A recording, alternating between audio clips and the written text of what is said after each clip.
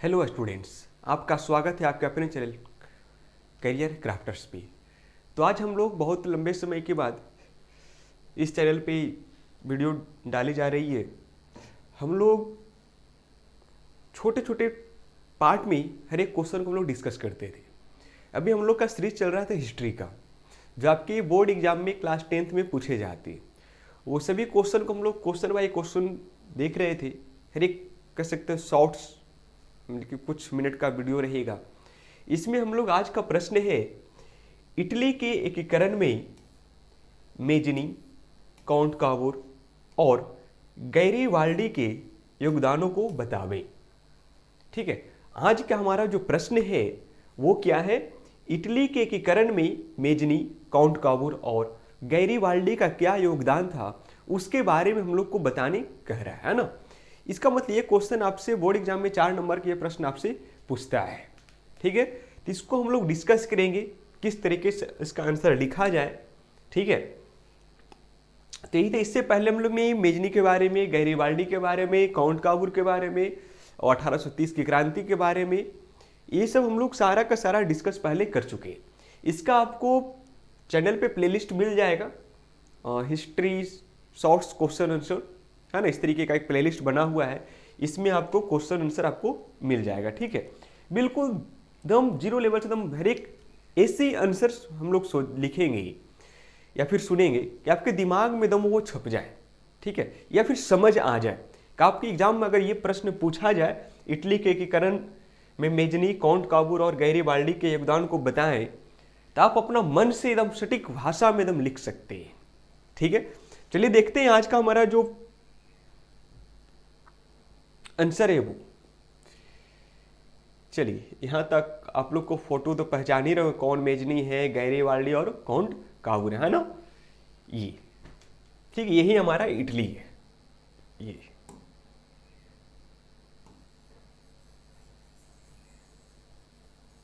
ये प्रांत,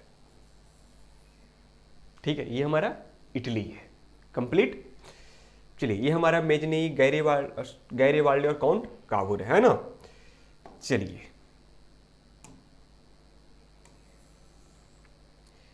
यहाँ से आप लोग कुछ बुक का कवर देख रहे हो, कवर पेज, जिसमें हिस्ट्री का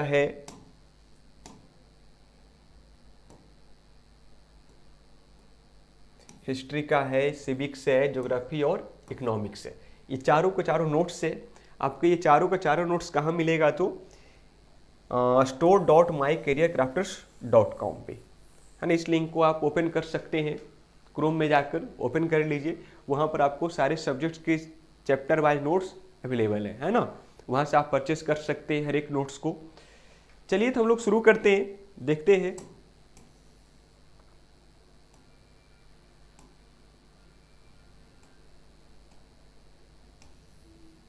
देखिए, हमारा रहा क्वेश्चन आज का। ठीक है, इस क्वेश्चन को देखिएगा, आप लोग को पता चल रहा होगा।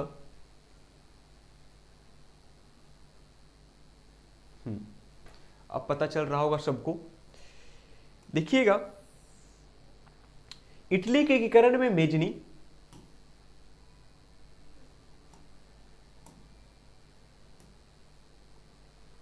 मेजनी, काउंट कावूर और गैरीवाल्डी के योगदानों को बताएं। तो सबसे पहले हम लोग जानते हैं, जो इटली का एकीकरण में मेजनी, काउंट कावूर और गैरीवाल्डी ने महत्वपूर्ण भूमिका निभाया था। ठीक है, जो इटली का एकीकरण हो रहा था उस समय मेजनी, गैरीवाल्डी और काउंट कावूर ने, ठीक है, बहुत ही ज्यादा महत्वपूर्ण भूमिका निभाया था। वही लिखा, महत्वपूर्ण भूमिका निभाई थी। इस कार्य में उनके योगदान क्रमशः निम्नवत रहे हैं। कारण का उनका जो योगदान है वो क्रमशः नीचे दिए लिखे गए हैं। आपको इसी तरीके से लिखना है कि इटली के एकीकरण में मेजनी, काउंट कावूर और गैरीवाल्डी ने महत्वपूर्ण भूमिका निभाई थी। इस कार्य में उनके योगदान क्रमशः निम्नवत हैं। ठीक है, निम्नवत हैं, जिसमें सबसे पहला हम लोग देखते हैं क्या है, मेजनी के बारे में डिफाइन करेंगे। किनके बारे में? मेजनी के बारे में। तो हम लोग जानते हैं, पहले मेजनी को पढ़े हैं तो हम लोग जानते हैं कि मेजनी है ना, कर मेजनी इटली में राष्ट्रवादियों के गुप्त दल कार्बोनरी का सदस्य था। इसका मतलब क्या निकला कि एक कार्बोनरी संगठन था जो कैसा था, वो गुप्त दल था। ये किसका था, तो किस मेजनी का संबंध था, किस दल से था, कार्बोनरी संगठन से था। सबसे पहला लाइन में ये हो गया हमारा, यहां से ऑब्जेक्टिव क्वेश्चन भी हो जाएगा। वह योग्य सेनापति होने के साथ साथ क्या बोल रहा है, वो एक योग्य सेनापति था के साथ साथ गणतांत्रिक विचारों का समर्थक था। कह रहे उसका तो कह रहे सदस्य किसका था, तो गुप्त दल कार्बोनरी का वो सदस्य तो था ही, लेकिन कह रहा वह योग्य सेनापति भी था। वह क्या था, योग्य सेनापति भी था। कह रहा वह गणतांत्रिक विचारों का समर्थक तथा साहित्यकार भी था। कह रहा वो गणतांत्रिक विचारों का समर्थक भी था और इसके साथ साथ क्या था, वो साहित्यकार भी था। उसके लेखों तथा विलक्षण व्यक्तित्व से इटली के लोगों में उत्साह और राष्ट्रीयता की भावना विकसित हुई। जो वो लेख लिखता था, ठीक है, उससे क्या हो, जो इटली के लोगों में था उनमें राष्ट्रवाद की भावना क्या हो, जागृत हो गया। ठीक है, कहता है 1830 ईस्वी में नागरिक आंदोलनों के द्वारा उसने उत्तरी और मध्य इटली के एकीकृत गणराज्य स्थापित करने का प्रयास किया। कह रहा 1830 ईस्वी में नागरिक आंदोलन, जिसको जानते हैं हम लोग 1830 की क्रांति, है ना, जुलाई 1830 की क्रांति। इसका लिंक आपको डिस्क्रिप्शन बॉक्स में मिल जाएगा, वहां से उस चीज को आप देख लीजिए, नहीं देखे हैं तो, या फिर नहीं जानते हो तो, है ना। कह रहा नागरिक आंदोलनों के द्वारा उसने उत्तरी और मध्य इटली में एकीकृत गणराज्य स्थापित करने का प्रयास किया। कह रहा वो कोशिश तो कर रहा था, है ना, कि इटली को एकीकरण हम कर दें, किंतु असफल रहने पर उस इटली से पलायन करना पड़ा। कह रहा जब प्रयास कर रहा था वो एक बार फेल हो गया, ठीक है, कि इटली का एकीकरण हो नहीं पाया, तो वो क्या हो गया, पलायन कर गया, है ना। पलायन मतलब होता है उस जगह को छोड़कर कहीं दूसरे स्थान पे चले जाना। चलिए, कह रहा 1848 ईस्वी में मेटरनिख के पराजय के बाद, कह रहा 1848 ईस्वी में मेटरनिख के पराजय के बाद मेजनी ने पुनः इटली आकर, कह रहा जब मेटरनिख का पराजय हुआ तो कह रहा मेजनी ने पुनः इटली आया और इटली के एकीकरण का प्रयास किया। कह रहा देखिए सफलता जल्दी नहीं मिलता है ना, हम लोग को प्रयास निरंतर करते रहना चाहिए। तो वही मेजनी देखिए प्रयास कर रहा था, कह रहा वो फिर से इटली आया और इटली आकर इटली का एकीकरण का प्रयास करने लगा, लेकिन इस बार भी वह असफल रहा और उसे पलायन करना पड़ा। ऐसा समझ में, कह रहा है जो मेजनी था वो 2 बार 3 बार इटली आया, नहीं कहने का, और 2 बार, ठीक है, उसको दोनों बार क्या करना पड़ा, पलायन उसको करना पड़ा, ठीक है। वो असफल हो रहा था लेकिन फिर से आता, उस समय वो इटली का एकीकरण साथ में हो ही जाता है, ठीक है। चलिए आगे देखते हैं, ये था मेजनी का। अब आगे देखते हैं काउंट काबूर का क्या काम था। देखिए काउंट काबूर, कह रहा जो काउंट काबूर है, ये कह रहा काउंट काबूर एक सफल कूटनीतिज्ञ, जैसे हमारे मोदी जी है ना, कूटनीति उनका दाव पेच बहुत बेहतरीन है, उसी प्रकार का काउंट काबूर जो है ना एक अच्छा कूटनीतिज्ञ था एवं राष्ट्रवादी भी था। एवं क्या था, कूटनीतिज्ञ तो था ही, उसके साथ साथ वो राष्ट्रवादी भी था। कहता उसने इटली के एकीकरण के लिए राजनीतिक दाव पेचों और कूटनीति पर अधिक विश्वास किया, ठीक। कहता उसके पास कह सकते हो दाव पेच, किसका, तो राजनीति का दाव पेच। जैसे में हमारे बिहार में देख लीजिए, कई वर्षों से हमारे नीतीश कुमार मुख्यमंत्री हैं, है ना, चाहे कुछ भी हो मुख्यमंत्री की कुर्सी हमेशा उन्हीं के पास रहती, चाहे वो सरकार किसी का भी हो, कहाँ न जदयू का हो या फिर बीजेपी का हो, किसी का भी हो, मिलजुल कर वो कुर्सी पर कौन बैठते हैं, तो नीतीश कुमार ही, ठीक है। ये अपने आप में एक अलग बात है। वही कह रहा है राजनीतिक दाव पेचों और कूटनीति पर अधिक विश्वास किया। इसी कूटनीति से काउंट काबूर ने इटली की समस्या को एक अंतर्राष्ट्रीय समस्या बना दिया। कर अपने वो कूटनीति से, कर अपने वो कूटनीति नीति से जो इटली का समस्या था इसे क्या बना दिया, वो अंतर्राष्ट्रीय समस्या वो बना दिया। ठीक है, अंतर्राष्ट्रीय समस्या वो बना दिया। ठीक है, कह रहा है काउंट कावूर ने इटली के एकीकरण में सबसे बड़ी बाधा ऑस्ट्रिया को मानता था। किसे मानता था? ऑस्ट्रिया को मानता था। किसे? ऑस्ट्रिया को। यहां से याद रखिएगा आप लोग, इटली के एकीकरण में सबसे बड़ी बाधा कौन था? तो ऑस्ट्रिया था। ठीक है, और काउंट कावूर उसको बाधा मानता भी था। किसे? तो ऑस्ट्रिया को। ऑस्ट्रिया को पराजित करने के लिए उसने फ्रांस से मित्रता की। कह रहा है जो ऑस्ट्रिया को हराने के लिए वो किससे मित्रता कर लिया? तो फ्रांस से। किससे? फ्रांस से। वो दोनों में दोस्ती यार एकदम बढ़िया वाला हो गया कि दोनों मिलकर इसको हराते हैं। नेक्स्ट है, काउंट कावूर जानता था कि यदि सार्डिनिया पीडमोंट इटली के एकीकरण का नेतृत्व करता है, ध्यान दीजिएगा, काउंट कावूर जानता था कि यदि सार्डिनिया पीडमोंट इटली के एकीकरण का नेतृत्व करता है तो उसे आर्थिक और सैन्य दृष्टिकोण से सुदृढ़ बनना होगा। यानी सुदृढ़ मतलब मजबूत बनना उसको होगा। ठीक है, कौन जब नेतृत्व करेगा? तो सार्डिनिया पीडमोंट नेतृत्व करेगा तब, है ना। इटली के एकीकरण के लिए जनता को आकर्षित करने के लिए जनता को संतुष्ट करना होगा। क्या कह रहा है कि जनता को आकर्षित करने के लिए, किसको? जनता को आकर्षित करने के लिए, अपने तरफ आओ मेरा साथ दो, है ना। संतुष्ट करना होगा किसको? इटली का जो जनता है उसको, है ना, अपनी ओर आकर्षित करने के लिए।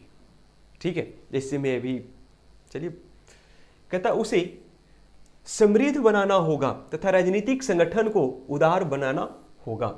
अपने इस योजना को काउंट कावूर ने बड़ी ही समझदारी से पूरी की और इटली के एकीकरण का मार्ग प्रशस्त किया। कह रहा है जो वहां के जो लोग थे ना, इटली का जो जनता था, उसको अपने फेवर में ले आया। कैसे? तो उसको संतुष्ट करना शुरू कर दिया। उनको मतलब उसका जो राजनीतिक दल था उसको उदार बना लिया कि मिलजुल कर एक जगह सबको लाओ, है ना। और उसके बाद जब जो लोग एक साथ आ गए तो एकीकरण का मार्ग प्रशस्त हो गया। मार्ग प्रशस्त मतलब क्या? वहां से रास्ता मतलब कि आगे की ओर बढ़ने लगा। कब इटली का एकीकरण अब लगता है कि अब हो जाएगा। ठीक है, चलिए आगे देखते हैं।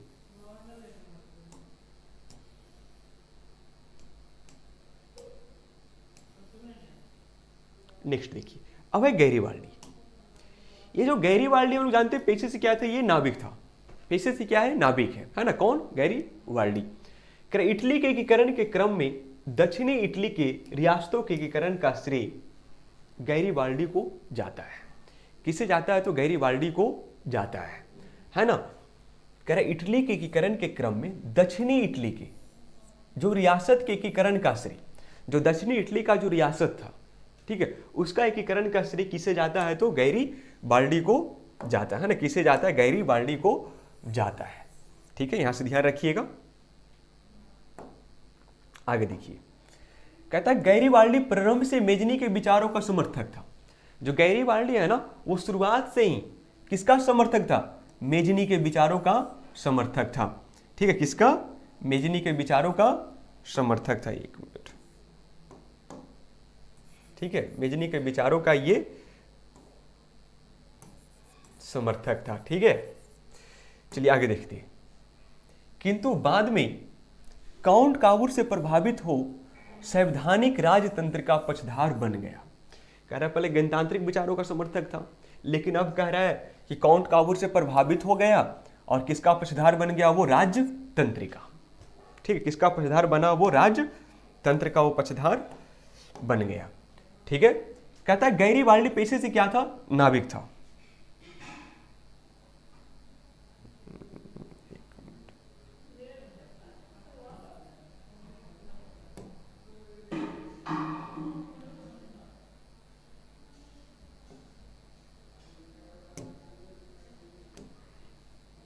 चलिए, गैरीवाल्डी पेशे से क्या था? नाविक था ना। गैरीवाल्डी पेशे से क्या था? नाविक था। ठीक है, पेशे से नाविक था। कहता है अपने कर्मचारियों तथा स्वयं सेवकों की सशस्त्र सेना बनाई। कह रहा जो गैरीबाल्डी है ना, कह रहा अपने कर्मचारियों तथा स्वयं सेवकों की एक सशस्त्र सेना बनाई। कह रहा सेना का गठन कर इटली के प्रांत सिसिली तथा नेपल्स पर आक्रमण कर दिया, यानी आक्रमण कर विजय प्राप्त की। कह रहा है जो गैरीबाल्डी है एक अपना एक सशस्त्र सेना बनाया और इटली का प्रांत जो है सिसिली और नेपल्स पर आक्रमण कर विजय प्राप्त कर लिया।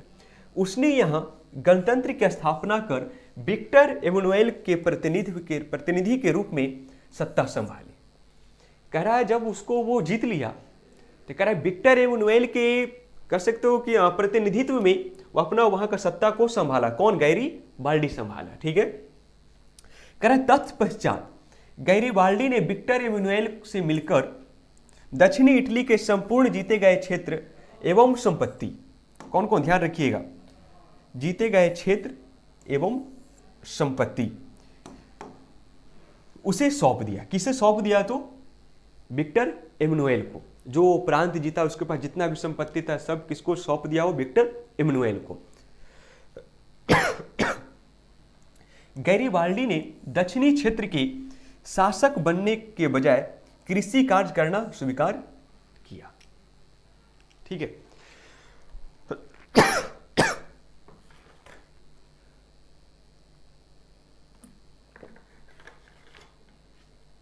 ध्यान दीजिएगा।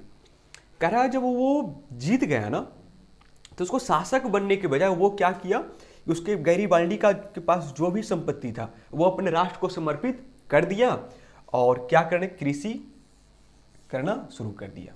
ठीक, अपना खेती बाड़ी की जिंदगी वो पुनः शुरू कर दिया। तो ये हमारा था आज का क्वेश्चन।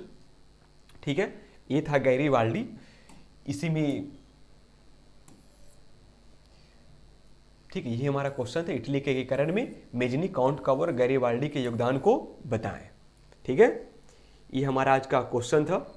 इसमें आपको एक चीज़ और बता दें कि अगर आपको इसका PDF चाहिए तो इसका लिंक आपको डिस्क्रिप्शन बॉक्स में या फिर कमेंट बॉक्स में आपको मिल जाएगा।